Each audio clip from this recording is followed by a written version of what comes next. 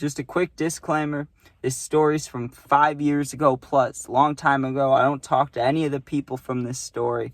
So YouTube, leave me alone. Don't do what I did, guys, and enjoy the story. Yo, it's trying to make sure you sub, share, like, comment. Check out my other stories. And we got Selling Nicotine, Storytime Part 2. The first one did well, so let's keep it going, right? Or continue it on. So, last time where we left off, I believe, is that, I told you guys the story about how I started getting nicotine and enjoying it, but wanting to make money. Too young to get a job, right? Went to the gas station, found a guy that would sell underage, and just kind of kept it going, I would visit him, go somewhere and get rid of him, visit him, but I would do it multiple times a day, right? Well, this story is about kind of expanding on that, right? So what ended up happening is that entire summer, we continued to make between $100 and $200 a week, right? Just getting rid of nicotine.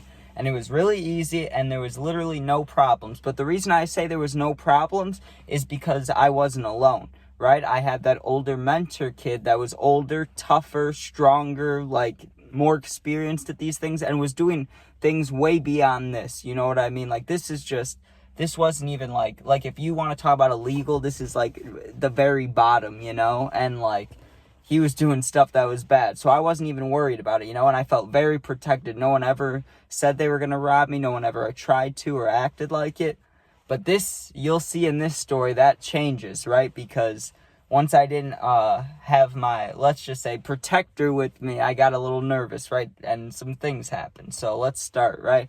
So we're getting to the end of summer, making a good amount of money and just re-upping, just spending it, getting more nicotine, right? Well, I had some friends that were doing similar things, right? And we were all making money, and we were kind of thinking, we could team up, because if we team up, no one else is going to be getting rid of nicotine around us. We'll be the only ones, right? We were also going to parties and stuff, so it was a good way to get names out there. And not that I wanted to have my name out there for that. That's not a great thing. But making money-wise, I knew that pretty much, I don't want to say a false number here. Let's go, at least 50%. It sounds right. At my age, when we were 15, at least half of us, if not more or less, maybe a little less, were vaping, And right when they started the Juuls and they had the Pashas with all the flavors, kid flavors, watermelon, strawberry, grape, all those, you know what I mean? Not kid flavors, but appeals to kids. We all got on that, right? So I wanted to make money. That's why I got my name out there. I was like, okay, guys, hit us up, right? Hit our little group up for this, right? Quickly, that became kind of popular with people. We were getting hit up a lot to the point where one of us would text the other, hey, can you go see this person? Hey, can you go see this person? We had a little tiny business going. Not real business, but you know what I mean? A little teenage business going. So eventually we find this website, right, where we can get discounted boxes of vapes, not just one at a time or 5 at a time or even 6 at a time. You know what I mean? Not having to buy just a couple at a time. Now you could get a box of 20 of them, right? Well, if you split it individual price, let's say you pay let's say there's a box of 20 of them, right? And you pay $150, that's what? That's less than $10 a vape. Then you sell the vape for what? $20, $25, not 30, that's too much. But let's say 20, 25, right? You're already doubling what you paid, but even more, because 10 would be doubling. You're paying less than 10 each. Think about the numbers, right? So once we got introduced to the boxes, those were we were able to get rid of those quick because people knew what flavors we had. We could have a flavor menu, And for anyone that's thinking, oh, this kid is just self-snitching, what are you doing, man? I've said this before. I guess I should have said this at the very start of the video, but this is all 5 years ago, right? This is 5 years ago, long time ago. No connection to this now or the people I was doing this with.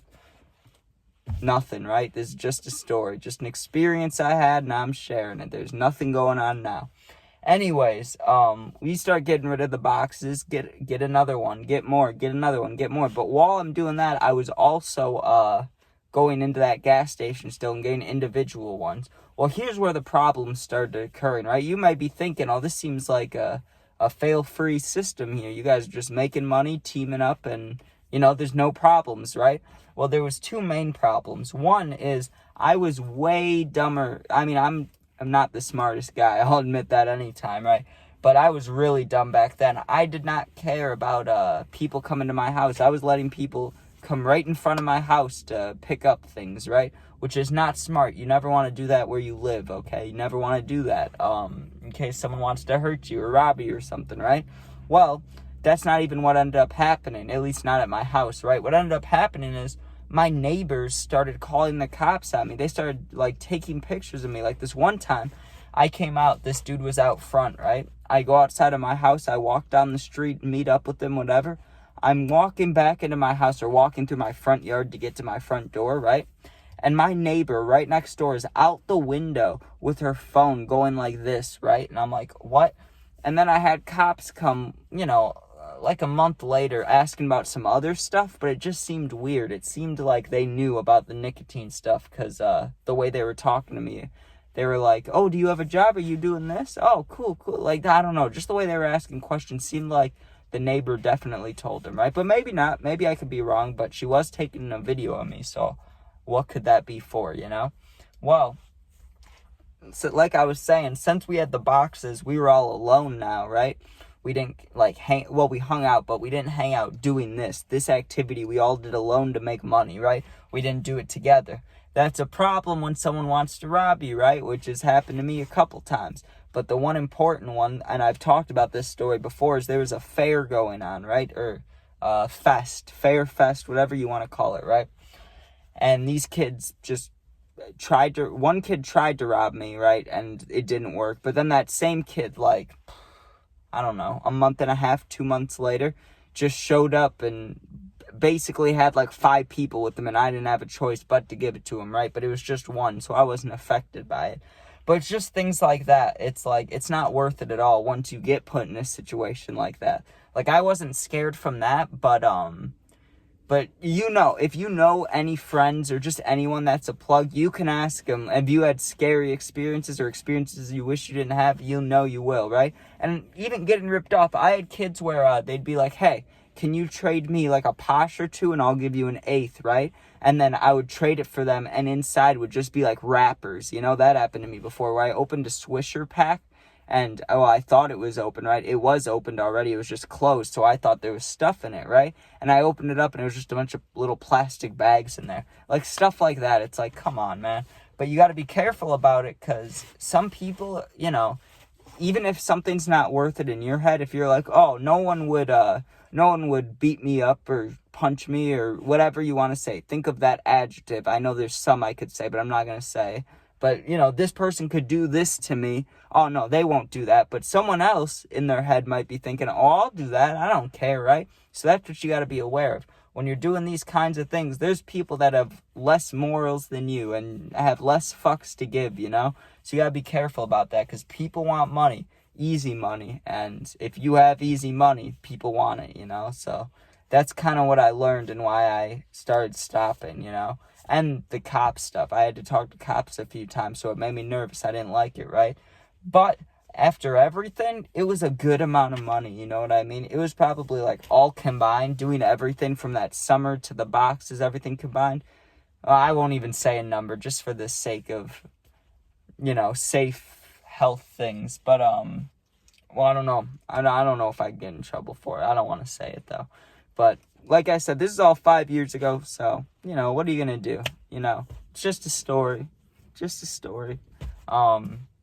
Also, this is a huge weekend for football. When I'm talking about football bets with people, this is a huge week. I thought last week was going to be one of the best weeks in the NFL, and it was. It was a great, week 10, but this week there's some big things coming. And for me especially, this Bears-Lions game is it's going to determine my mood for the next week. I guarantee you that.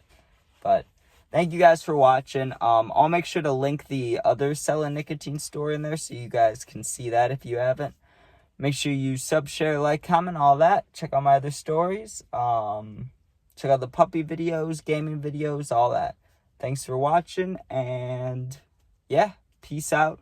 Do not do illegal things because of my story. I do not condone it. I do not think it's a good idea. It's harmful. It's dangerous.